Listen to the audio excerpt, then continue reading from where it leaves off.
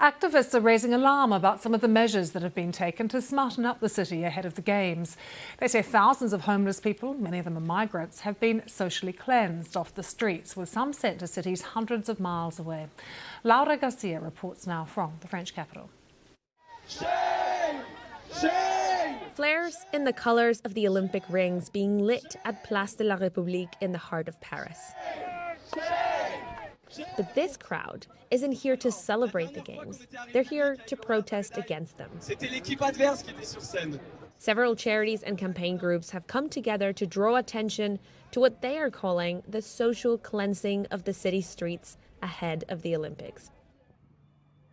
They believe this is one symptom of it. These giant pieces of concrete sit under a bridge where homeless people and migrants used to live.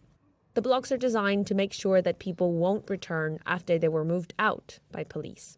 Today there is no one in the streets anymore. You can see these blocks under the bridges. The police come and make turns, so they make sure that the migrants don't come back in encampments.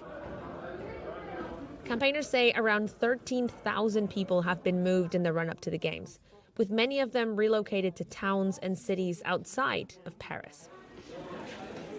One man who lived at this squat near the Olympic Village, which was cleared by police, said that conditions had become tougher for migrants. Let's just say it's a nightmare for refugees. They were arrested and transferred to detention centres. There is pressure on refugees. Authorities say that clearances are part of a long-term strategy to reduce homelessness in Paris, and that people are offered accommodation, at least temporarily. City Hall told us homelessness is at the heart of its preparation for the Games, and it does not use anti-homeless street furniture. It said the concrete blocks were in a neighbouring municipality which uses dissuasive street furniture to discourage migrants and drug users.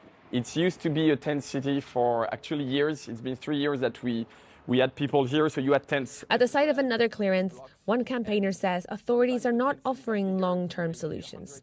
When you take people in the streets here in Paris and you send them very far away in smaller cities, they don't have the same solidarity network. Of course, we don't want people to be outside. We want them to be housed. But if you just disperse like this and you don't give long-term solutions, you will never solve the problem. These concrete blocks that have been reportedly put here to stop homeless people from coming back are a reminder that there can also be a darker side to the Olympics. Alongside the sport and the celebration, some people feel that it's the most vulnerable who pay the price when a city hosts the Olympic Games. As the sport continues at venues across Paris, authorities will be hoping that it's the positive effect of the Games that will be remembered, long after the last medals are handed out. Laura Garcia, BBC News, Paris.